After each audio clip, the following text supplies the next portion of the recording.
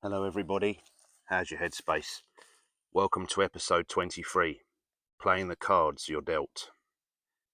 In today's episode, I want to discuss the fact that your start in life doesn't necessarily have to dictate where you end up. We are not all born with a silver spoon in our mouth and infinite connections to get on in life. You cannot help where you are born. You cannot choose who your parents are or what level of wealth and class you are thrust into.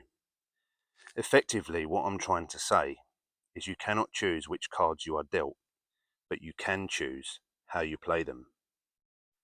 I want to tell you the sad story of Howard Dully, an author and broadcaster and one of the youngest survivors of the horrific transorbital lobotomy. Just imagine for a moment being 12 years old and told that you were broken, not by bruises or illness, but by adult frustration and misunderstanding. That was the cruel fate of Howard Dully, a perfectly normal boy whose life was irreversibly altered by one of the darkest chapters in modern medical history. At the insistence of his stepmother, who struggled to cope with his typical adolescence behaviour, Howard was labelled as having childhood schizophrenia, a diagnosis I'm sure isn't recognised by today's standards. Dr. Walter Freeman, a neurologist notorious for championing the ice pick lobotomy, deemed Howard a candidate for the procedure. Despite any credible evidence or proper psychiatric evaluation, Freeman proceeded. Without fully understanding what was happening, Howard was sedated and subjected to a transorbital lobotomy. Metal picks inserted through his eye sockets to sever the connections in his frontal lobe. It is like something out of a horror movie.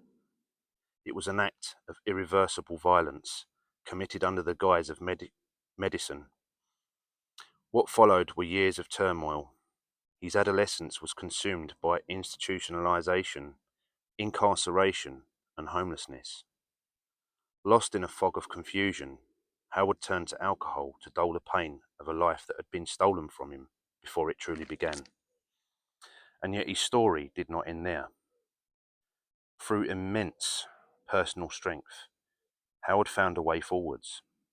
He got sober, pursued an education, and eventually earned a college degree. Driven by a need to understand the truth of what had been done to him, he embarked on a soul-searching journey into his past. This exploration gave rise to his acclaimed memoir, My Lobotomy, where he recounts the injustice he endured with clarity and courage. Howard Dully gave voice to the silenced.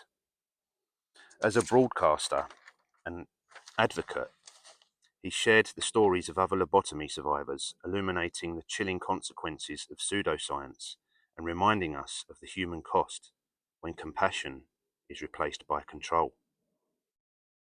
Howard Dully, despite his awful start in life, played the cards he was dealt, and through an admirable strength in character and against all odds, turned his life completely around to produce a winning hand, not only for himself, but to help others make sense and come to terms with the atrocities of what had happened to them too. Howard Dully passed away in February 2025 at the age of 76, having lived a full life of discovery and meaning, turning a bad start into a successful finish. So next time you feel that you have been dealt a bad set of cards, I want you to remember the story of Howard Dully and how he played a bad hand all the way to fulfillment and came out on top. It's not your start in life that matters, it's how you play your cards and finish that counts. Don't forget to ask your nearest and dearest, how's your headspace?